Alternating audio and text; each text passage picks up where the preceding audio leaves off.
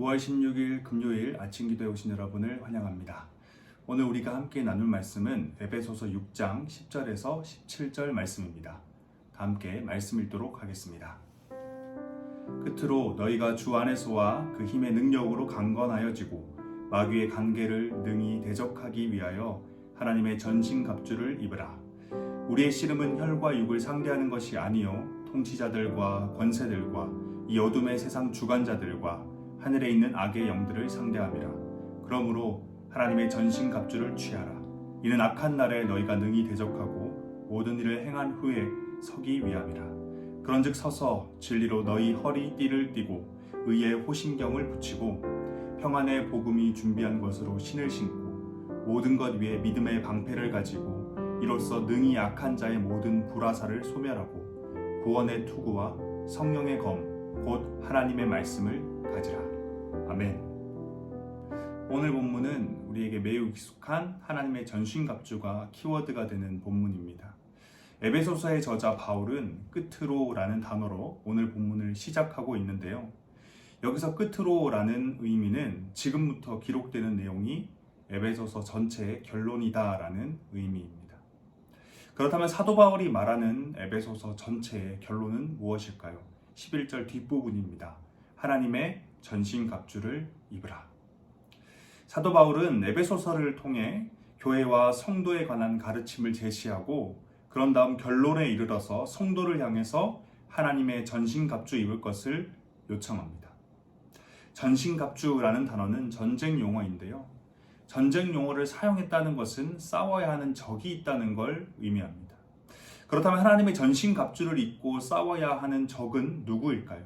12절입니다. 우리의 씨름은 혈과 육을 상대하는 것이 아니요 통치자들과 권세들과 이 어둠의 세상 주관자들과 하늘에 있는 악의 영들을 상대함이라. 사도 바울은 전쟁의 대상이 누군지 명확하게 말하고 있습니다. 다른 말로 한다면 사도 바울은 지금 성도들로 하여금 그들이 상대해야 하는 적이 누구인지 명확하게 알길 원하고 있다는 거죠. 성도가 싸워야 하는 적은 불신자가 아닙니다. 성도가 싸워야 하는 적은 이 세상 속에서 권세를 잡고 있는 악한 세력, 사단, 마귀가 바로 성도가 싸워야 할 적입니다. 10절부터 12절의 말씀에서 우리가 주목해야 하는 건 하나님의 전신갑주를 입어야 하는 대상이 특정한 대상이 아니라 교회 공동체, 성도 전체라는 것입니다. 사도 바울은 우리의 적인 사단 마귀와의 싸움은 그 누구도 결코 피할 수 없는 싸움이기에 성도 모두가 예외 없이 하나님의 전신갑주를 입고 싸워야 한다 말합니다. 사랑하는 대학교의 성도 여러분, 나의 싸움이고 우리의 싸움입니다. 나의 전쟁이고 우리의 전쟁입니다. 그 누구도 이 싸움, 이 전쟁을 대신할 수는 없습니다. 사단 마귀의 공격은 예외가 없습니다. 마귀는 지금 이 순간에도 우는 사자같이 두루다니며 삼킬 자를 찾고 있습니다. 하나님의 전신갑주를 제대로 갖춰 입어야만 합니다. 우는 사자와 같은 마귀는 하나님의 전신갑주를 제대로 갖춰 입지 않은 자가 있다면 그가 누구든 결코 놓치지 않고 삼키기 위해 달려들 것입니다. 사도 바울의 설명과 같이 이것은 성도와 마귀의 전쟁이기 때문이죠. 그렇게 남녀노소를 막론하고 교회 공동체를 구성하고 있는 모든 성도들은 하나님의 전신갑주를 입고 전쟁에 참여해야만 합니다.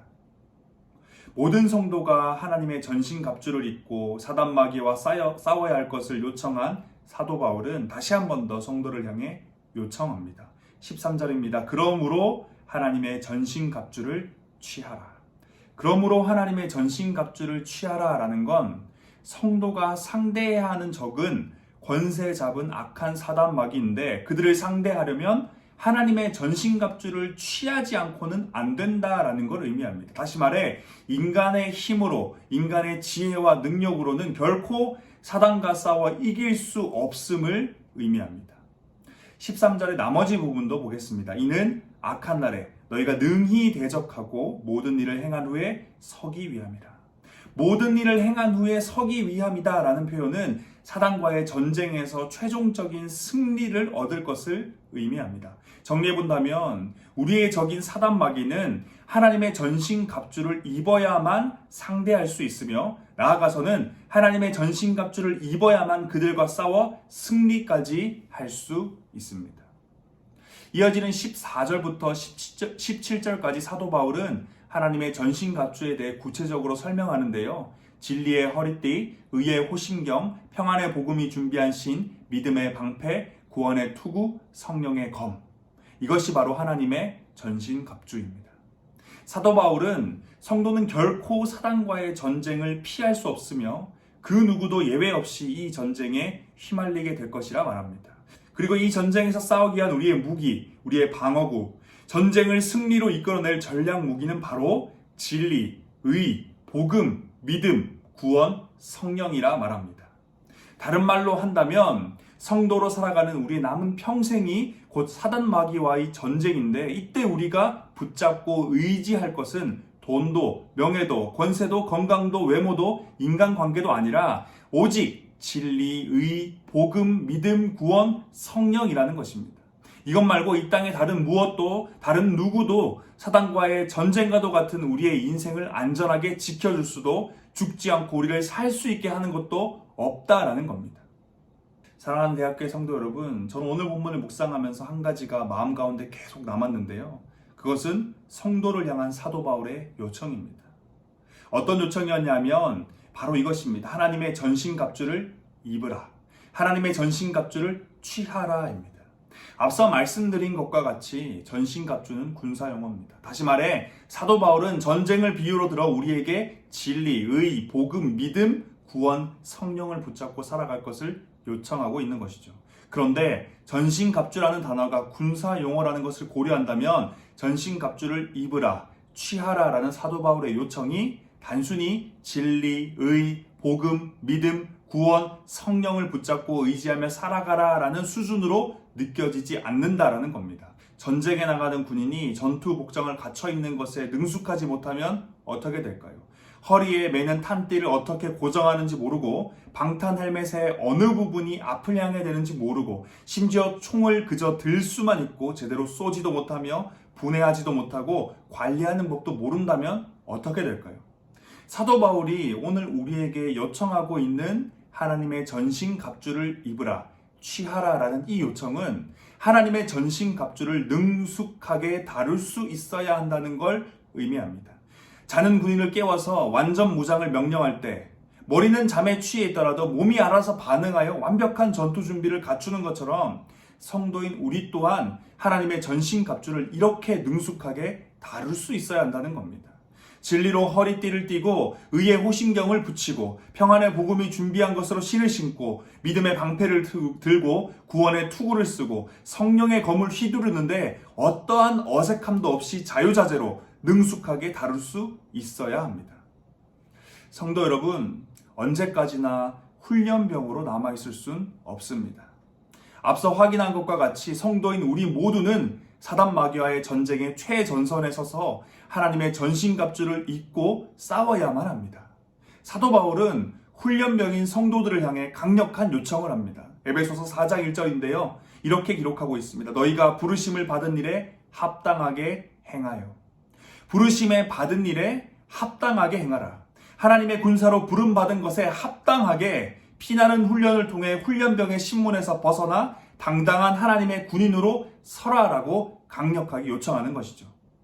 사랑하는 대학교의 성도 여러분, 예배의 자리에 나온 지 오랜 시간이 지났고 하나님을 믿는다고 고백한 지 오랜 시간이 지났는데 그럼에도 불구하고 여전히 진리의 허리띠를 매는 것이 어색하고 믿음의 방패를 드는 것이 여전히 무겁게만 느껴지고 성령의 검을 휘두르는 게 낯설게만 느껴지는 성도님이 혹시 계십니까?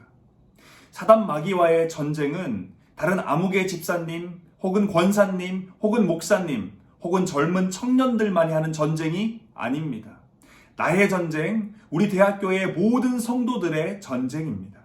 우리 모두가 하나님의 군사가 되어서 그 전쟁의 최전선에 뛰어들어야 한다는 겁니다. 훈련병의 신분에서 하루빨리 벗어납시다. 하나님의 전신갑주를 그 누구보다도 능숙하게 다룰 수 있는 성도가 됩시다. 하나님의 전신갑주를 능숙하게 다룰 수 있으려면 어떻게 해야 될까요? 반복 숙달이 바로 답입니다.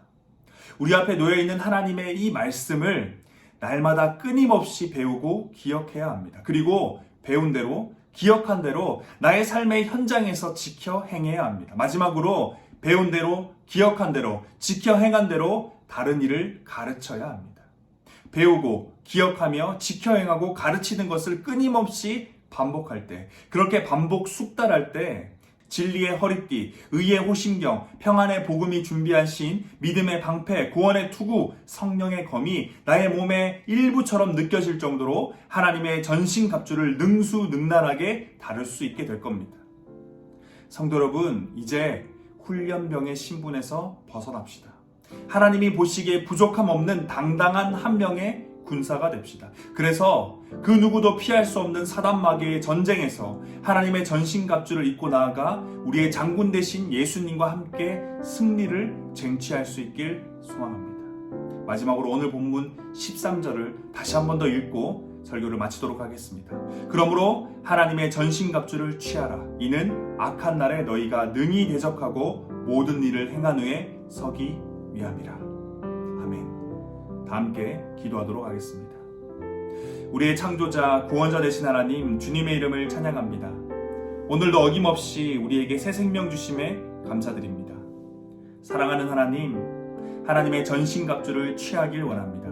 부족함 없는 당당한 한 명의 하나님의 군사가 되길 원합니다. 오랜 시간이 지났음에도 여전히 훈련병의 모습으로 남아있었다면 오늘 이 시간 하나님 앞에 결단할 수 있길 소망합니다. 반복 숙달을 통해서 하나님의 전신갑주를 입고 움직이고 싸우는 것에 능숙해질 수 있길 소망합니다. 하나님의 말씀을 배우고 기억하기 위해 힘쓰고 또한 배운 대로 기억한 대로 살아가기 위해 애쓰며 나아가서는 배운 대로 기억한 대로 지켜 행한 대로 가르치기에 최선을 다하는 그런 성도 되길 소망합니다. 우리의 대장 되신 하나님, 우리 앞에 놓여있는 인생은 세상 권세를 잡고 있는 사단 마귀와의 전쟁임을, 그 누구도 피할 수 없는 전쟁임을 잊지 않길 원합니다. 인간의 힘과 능력과 지혜로는 결코 그들을 상대할 수 없기에 우리에게 주어진 하나님의 전신갑주를 제대로 갖춰 입고 이 전쟁에 임할 수 있길 소망합니다. 나의 전쟁, 우리 모두의 전쟁입니다. 우리의 대장 되시는 예수님을 바라보며 예수님의 명령을 따라 우리 대학교의 모든 성도님들이 하나님의 군사로 승리의 깃발을 함께 흔들 수 있길 원합니다. 새로운 하루, 남은 한 주 동안 우리 모두가 하나님의 전신갑주를 입은 멋진 군사 되어 사단과의 전쟁에서 싸워 이길 수 있길 소망하며 우리의 구원자, 삶의 이유, 다시 오실 예수 그리스도의 이름으로 기도드립니다.